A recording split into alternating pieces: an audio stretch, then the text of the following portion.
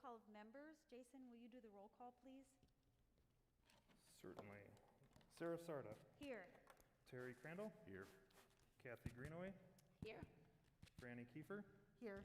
Jill Sternquist. Here. Okay, moving on, we do have a quorum. We'll move to item number 2, the approval of the agenda. I'll make a motion to approve the agenda as listed. Second. We have a motion and a second. Any discussion? Roll call, please, Jason. Sternquist. Yes. Kiefer. Yes. Greenaway. Yes. Crandall. Yes. Sarda. Yes. Item number 3, approval of minutes. I move we approve the minutes of December 14, 2020 meeting as presented. Second. We have a motion and a second. Any discussion? Roll call, please, Jason. Crandall. Yes. Greenaway. Yes. Sternquist. Yes. Kiefer. Yes. Sarda. Yes. Item number 4, conflict of interest. Now is the time in our agenda to declare any conflicts of interest we have with any of the agenda items. Hearing none, we will move on to item number 5, consent agenda. There is one correction, and there is a correction in item number D, where it says terminations. That is not a termination, that is a resignation. So that will be the change that we'll make in the agenda. So this is action item. I'll entertain a motion.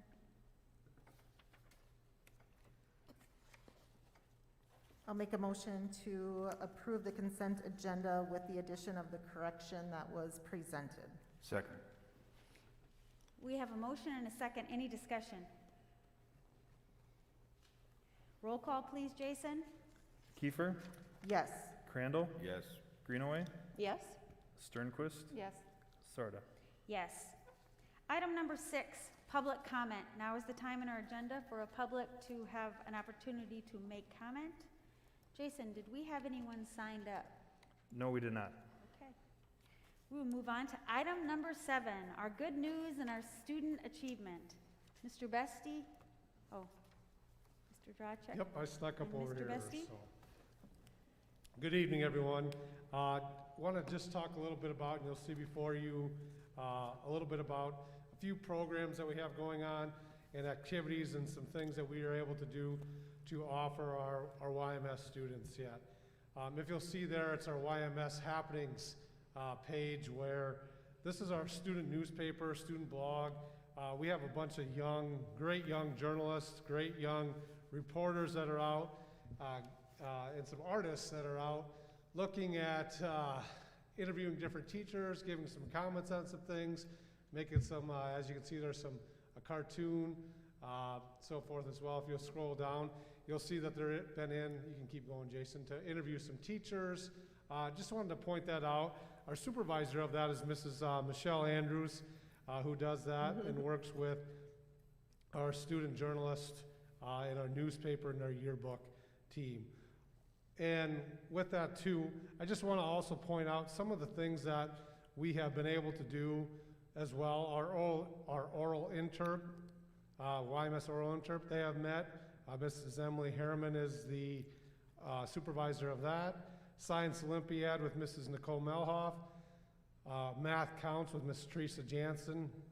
And then our band and our jazz band, we've really been working hard with some different things there with Mrs. Gwen Wenish, and our orchestra with Mrs. Emily Antonin. Those are things too that we've been working hard. And with the year that we've had, all of these things have been different, but I wanted to bring these to light tonight just to saying that these supervisors, these people, they've had to make a lot of different changes to how we do things. And it's been some good changes. They're different, but we're still, the thing that I'm most proud of is we're still able to offer the opportunities to our students. And I think that's something that's important and with the things that we're able to do. So I just wanted to showcase a few of those things and just real proud of our staff and our students for the things that we're still able to do and still being able to offer. Any questions? Okay, thank you.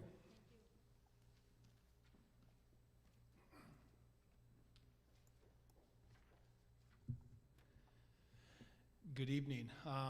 One of the kind of fun things that came about at the end of the semester at Lincoln Elementary this year was something called the 7 Days of Christmas dress-up days. And the part that's really cool about this idea and the implementation of it is it was 100% student-led and student-driven through Mrs. Rahurick and the Student Council. Mrs. Rahurick has done a great job this year of having the Student Council do a variety of different things that are still able to be done inside of the return to school plan and some of those pieces that we have over the top of it. And the students came up with kind of a fun way to close out the semester.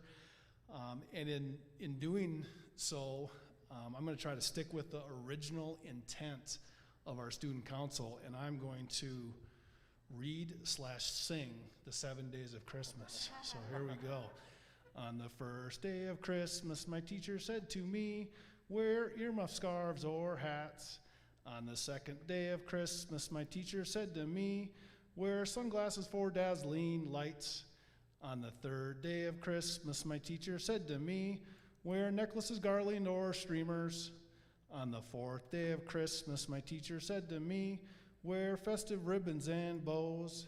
On the fifth day of Christmas, my teacher said to me, wear candy cane colors. On the sixth day of Christmas, my teacher said to me, wear something bright and shiny. On the seventh day of Christmas, my teacher said to me, wear red and green or Santa hats. So, you may guess I was not a music major back in the day. That's okay. Good news is it's going to be archived forever here. Mr. Bestie. Anyway, Mr. Bestie. just wanted to highlight some of the fun that the students came up with. Yeah, go ahead. Don't quit your day job. I think that is very sound advice, Mr. Crandall, and I will take that to heart. But Ms. Rahurick, Student Council doing fun things, and we'll hope to continue some of those fun things throughout this semester. Thank you. All right, thanks for those updates.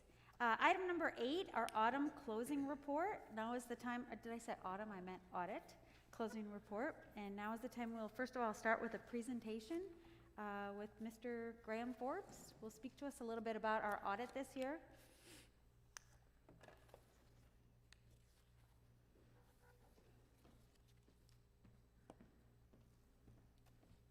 All right. Well, I don't think I can top that. I'm not going to sing or dance or anything like that, but my name is Graham Forbes, and with Williams Company, and so we conducted the audit, and we'll be looking at the audit for the year ended FY or June 20, and for the 12 months then ended. So what I'll do is I'll take a quick look through the financials, point out a few things, but feel free to stop me with any questions or comments, or Jason or Dr. Kendall, any items you'd like to point out, feel free to direct me to those as well. And I do want to thank Jason and all his staff for all the help they do. And this year was a little bit, as everything has been, was a little bit different this year. We conducted probably close to 100% of the audit virtually. And over the last bunch of years, we've kind of moved more and more to, exchanging information electronically through our secure portal. But this year, that really was a benefit that we kind of had that process in place because we were required to do so, as we didn't want our staff traveling and interacting, nor did the district want a bunch of bodies in their building. So it worked out really well. That there was some learning curve and some bumps in the road, but thanks to district staff and kind of rolling with the punches, we were able to work through the process and get this done. So I want to thank them for all those efforts as well. So we're not going to hit on all 130 some pages here, but I do want to, maybe we'll start out and hit the management's discussion and analysis. Well, actually the opinion, I guess let's start there. Page 11 is our independent auditor's report. And that's where we, basically the main crux of the entire engagement is for us to put an opinion on these financials and are they fairly stated. And so you can see at the last paragraph that starts at the bottom of the page is that we say, with the exception for one situation with an internal service fund, that our opinions were fairly stated in all material respects, which is a clean opinion, and no issues or other disclaimers or adverse opinions or modifications whatsoever. So that's exactly what you're looking for, no concerns or issues there. Starting at page 13 is what's called management's discussion and analysis. That's information put together by district staff that helps to give some commentary and some information and background information as you compare FY19 to FY20, and give some information from district perspective on what caused some of the changes from fiscal year to fiscal year, and also give some background into some future economic situations that may be developing. I mean, just known facts and different things that would affect the finances of the district moving forward. So if you don't want to look at all 130 some pages, that management's discussion analysis is a good summary. If you want a 10 or 12 page look, kind of where's the district at, how did we do compared to prior year, that management's discussion analysis is really a good spot to look for those kind of comparative information with some district insights as to what caused some of those changes. So good information there for sure. From there, I think we'll start looking at the financials. So maybe I'll direct you, Jason, to page 33 of the report. That's where we get into the governmental fund financial statements. And I guess overall, I would call the year a pretty stable, steady year, which I think in today's environment is a positive. The governmental fund, so there towards the bottom of page 33, you see where there's the net change in fund balance, the third line from the bottom, and that's kind of your, from year over year, did we increase our fund balance or did we decrease it? So that's kind of in the business world, our net income or our net profit, if you will. And so you can see for the general fund, a $245,000 increase, in this case, to fund balance, which, like you say, on a nearly $20 million budget, I would consider a pretty stable or steady year. Which is very, very positive. The capital outlay fund, a little bit larger increase, but that capital outlay fund does just naturally have larger swings as based on timing of projects. And as those come along, that's anticipated. And the special education fund, was nearly a break even for the year. So again, in today's environment, I think those results are, should be looked at as positive.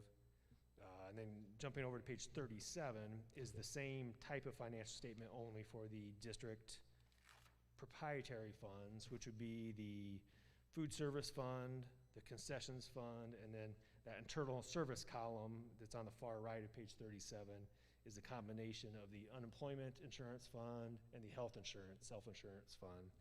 And so you'll see the food service towards the bottom of the page had a change in net position, or again, in different terminology, a increase in that position of $237,000, which I think is a good, consistent, moving in the right direction, solid, steady increase. You will see in those internal service funds an $800,000 decrease, but that was a plan for drawdown and some of the reserves in those two funds, which was, planned for, and it was in the plans of the district and the group. So nothing to be alarmed about there. That was budgeted for and part of a kind of greater plan to draw down some of those reserves. So again, very, very positive outcome for the year, I think, in each one of the district's funds. So, then starting on page, 41 is the notes to the financial statements. I'm not going to dive into any one of those. There's just a lot of detail there on accounting policy, makeup of the district's capital assets, any outstanding financings, and a very large amount of information on a couple of the other payroll-related liabilities that are calculated actuarially that the district reports a portion of. So again, I'm not going to delve into that unless the board would have any questions, and I'd be happy to, but otherwise just know that information's there if you're ever looking to dig into any one area in any further detail. So I think the last item that I will look at here, Jason, is starting on page 64, and that's the budgetary comparison schedule for the general fund. And it's just like it sounds, where we'll take the original, and if there are any amendments for the year, the amended budget, and for the general fund, and compare that to the actual results. So, just like it sounds, how did we do compared to what we budgeted for? And as you'll see, that far right column is your what we call the variance column, where we say, okay, compared to the budget, what were our actual results? Were we above or below the actuals? As you'll see on the revenue side, we were slightly below what was budgeted, but on the expenditure side, which is, the side the district really does have control over, we're well under budget. So, that's kind of a little background on when we talked before how they had a positive growth and a good steady year. That's the way they were able to achieve that, is through some of that budgetary spending control and have a positive income or effect on that fund balance as a result of that. So just wanted to point that out.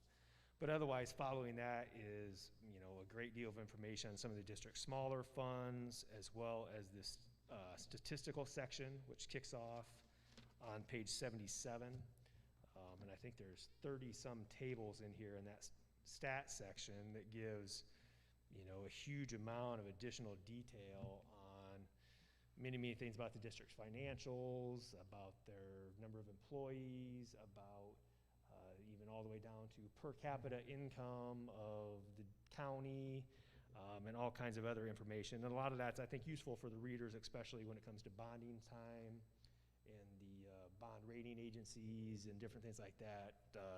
Really appreciate that information being included in the CAFR when it comes time for the sale of bonds and the rating when those renewals come up. So a lot of good information there as well.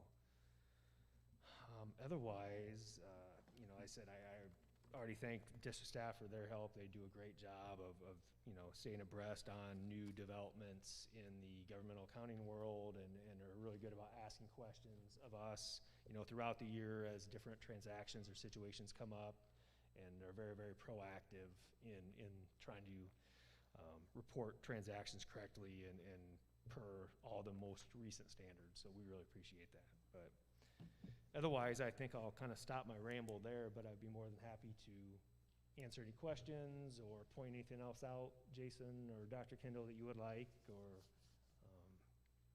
take your direction from there. I don't have anything to add.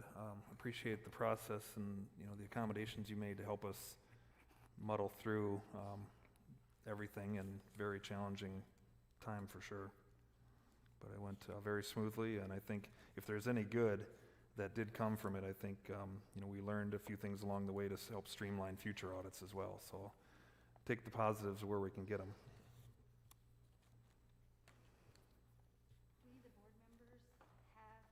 Do any of the board members have a question? Any questions about the audit? All right, thank you for the presentation. Now we're moving on. Accepting the audit is an action item, so I'll entertain a motion. Make a motion to approve the annual audit report for fiscal year ending June 30th, 2020 as presented. Second. I have a motion and a second. Any discussion? Roll call, please. Sternquist, Yes. Kiefer, Yes. Crandall, Yes. Greenaway, Yes. Sarda. Yes. Okay, moving on to item number 9, masking requirements. Dr. Kendall, would you like to talk to this? Yes, I would. Thank you. So we're here tonight. We have brought a recommendation to the school board to extend the mandatory masking through the end of the current school year. And if approved, what we would do is, if there's an opportunity between now and the end of the school year where perhaps we could lift that, or hopefully COVID would get better and there may or may not be that opportunity, but if there was, that would be an option for us to do. But otherwise, we're asking tonight that you consider this to go on through the end of the school year. And if we needed to bring it back for lifting it at some point, we would consider doing that as well. I think it's hard to argue with the success of the masking requirements. I would move we extend the masking requirement to the end of the school year. Second. We have a motion and a second. Any more discussion?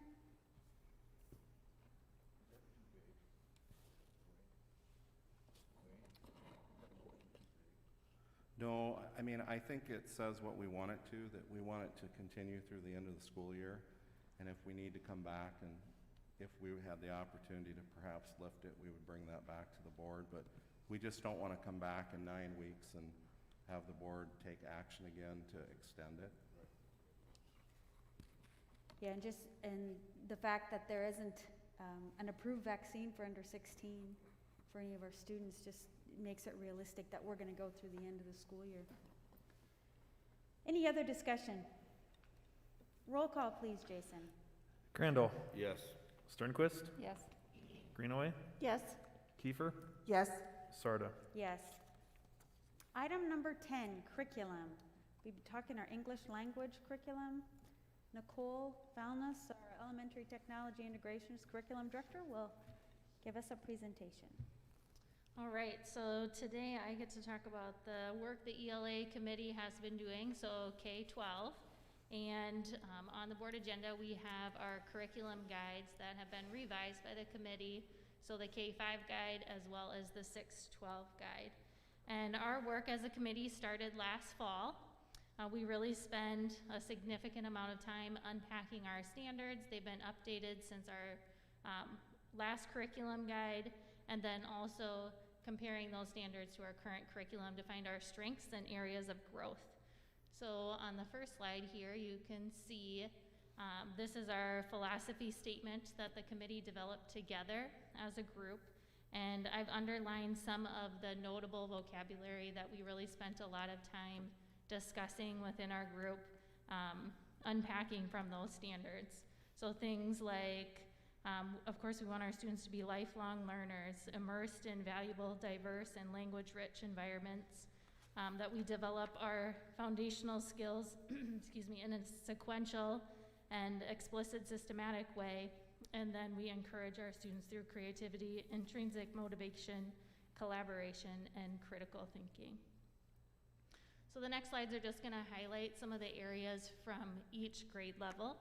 So at the elementary, when we unpacked our standards and looked at our state resources, we really dove deep into current research and areas that are promoting our early reading, and that would be in foundational skills and building knowledge and vocabulary. And using that as our focus, we continued to revise our guide. At the middle school level, we talked a lot about text complexity and being sure that it's engaging and rigorous and supporting the needs of all of our students. You can see the visual on the screen is just a snapshot of our evaluation rubric and how that continues to build from that elementary slide of building background knowledge, the importance of vocabulary, and then those instructional supports. And on the next slide, at the high school level, we really looked at our course structure to refine and maximize our standard alignment so that we could strategically lay out those standards through our required courses and into our elective courses. So you can see at the top that the structure for our English department will be English 1, 2, 3 with an honors English 3, and then the elective courses are listed underneath with which grade levels they align to according to our standard development. So with that, on behalf of the ELA Curriculum Committee, we recommend the adoption of the K-5 and the 6-12 English Language Arts curriculum guides. Do you have any questions? If a student, say a senior, a junior, would fail English 3 first semester, would they have an opportunity to make it up before the following year, not counting summer school, or would it have to be during summer school? Sure, so English 3 would be set at an 11th grade year, and it would be a full year course. Correct. So then they still have that 12th grade year. That chart outlines where the standard alignments are. So English 3 is aligning to the standards by the state level are on bands at the high school. So there are 9, 10 standards and 11, 12 standards. Okay. So then they could take that in their 12th grade year and still fulfill all graduation requirements in English. Any other questions? Thank you. All right, thank you. This is an action item to approve the curriculum item, so I will entertain a motion.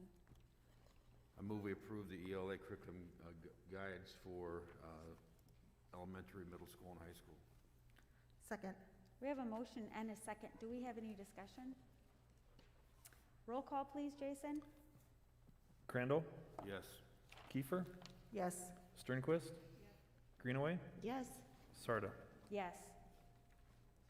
Okay, moving on to item number 11. We have some administrative resignations slash one resignation and one retirement. Dr. Kendall, would you like to discuss this?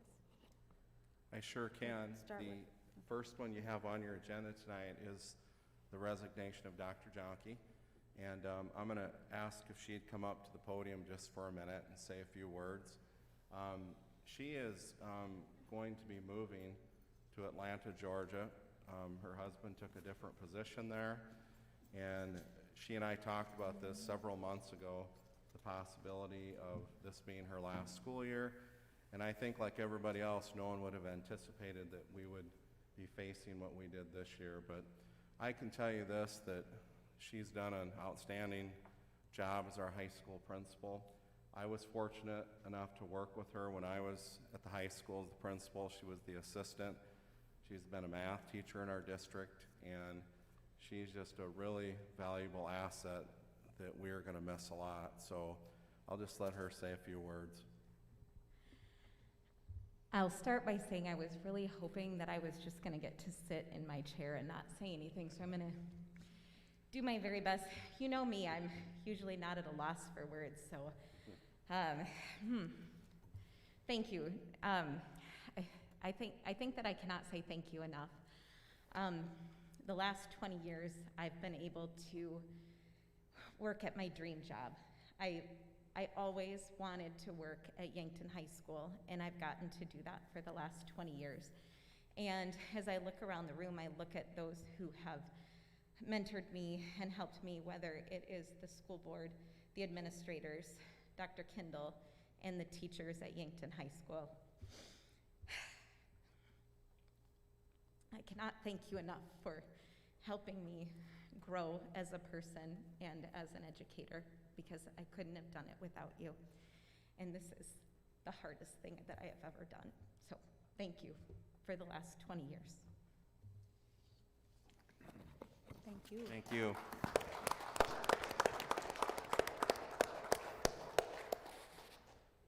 We do have these in two different action items. I move we accept the resignation of Dr. Jennifer Jonke with regret.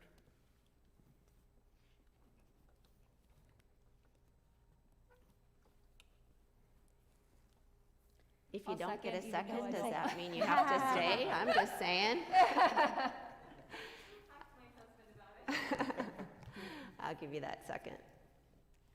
We have a motion and a second. Any discussion?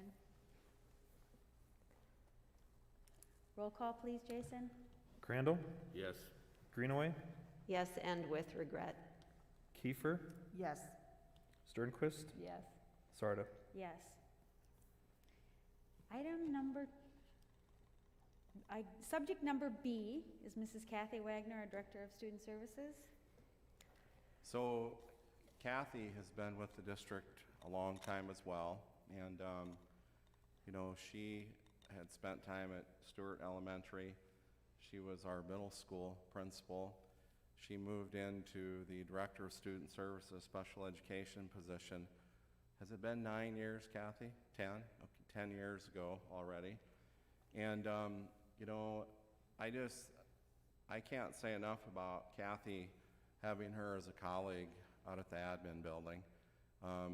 She is somebody that I can go to, and I need somebody to be able to go to from time to time to hear a concern I have, or to bounce some ideas off from her.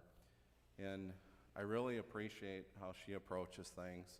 Just like Dr. Jonke, they really care a lot about kids.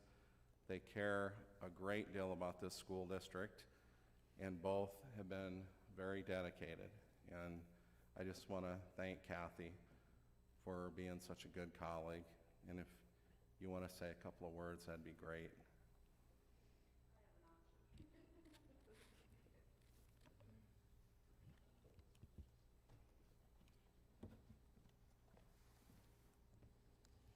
Thanks for giving me an option, because usually I would say no, but Dr. Jonke just asked me before the meeting, do you think we're going to need to stand up and say anything? And I said, nah, he would have told us. So I just want to say that I never thought that I would be in this position to say that I worked in the Yankton School District for 20 years. And it's sad, it's a little scary, but I know it's my time to be with my family and my grandkids, and they need me. I'm not being moved away, so I will be around, and I can't imagine. I was a little nervous when I came from Scotland School District to come to the Yankton School District because of the size. I was a little nervous, but I have to say that I have no regrets, and I have encouraged others that if you ever have any hesitation about taking a job in Yankton, you don't need to have any hesitation, because it's a great place to work. And we have teachers, custodians, all of our staff care so much about the kids. And that's exactly where I wanted to work, a place that truly cared. And I have to say that I don't think I would have made it without Dr. Kindle. He's been a great mentor even before I went out to the admin building. As a middle school principal, he mentored me through that position, and I'd like to say that we become friends over the years. I say that because we can joke with each other. Just thank you to the school board and all the school boards before you for caring so much about the kids in Yankton. Thank you. Thank you, Kathy.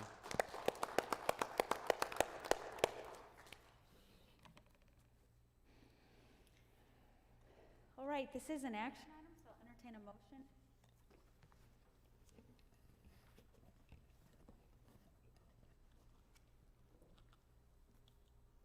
I'll make a motion to accept the retirement of Mrs. Kathy Wagner. After the year of COVID, she deserves it.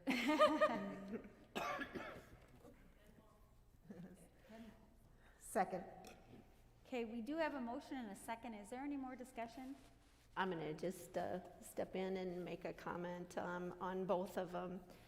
So, you know, I've watched both of you come into the positions that you are in and are currently leaving. And I want to congratulate you and thank you both for the years of service and for everything that you've done for the Yankton School District. I have no doubt, Dr. Jonke, that you will take Atlanta by storm, and that you will take everything that you have been given from Yankton and make that a much better place. Not that it's not right now, but just with your talents and your background now.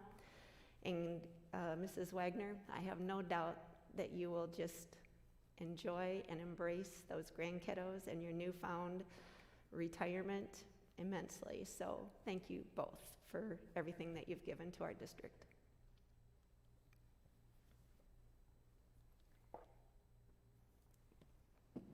Any other comments? I was just going to make a comment too about what a void this is going to be for our district, and through the leadership that you've given us and the commitment and dedication. One of the most gratifying things I've had is being on the school board, and when we get together and see the administration, is really seeing how well they work together and the cohesive group that they are. And each person is committed to that and working to it. And so when we're going to lose two very, very important players, it will leave a void in the district. And we just really appreciate what you have done. And also just in my mind, I just want to thank you for being such good role models, especially to the young little girls in the growing up, and that they can reach leadership positions and make great impacts on others. So thank you.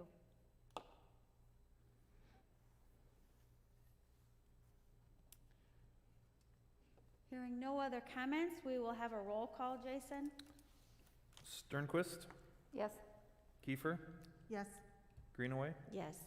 Crandall, Yes. Sarda. Yes. Our final item, adjournment. Make a motion to adjourn? Second.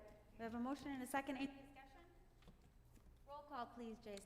Kiefer, Yes. Sternquist, Yes. Greenaway, Yes. Crandall, Yes. Sarda. Yes, we are adjourned. Feel-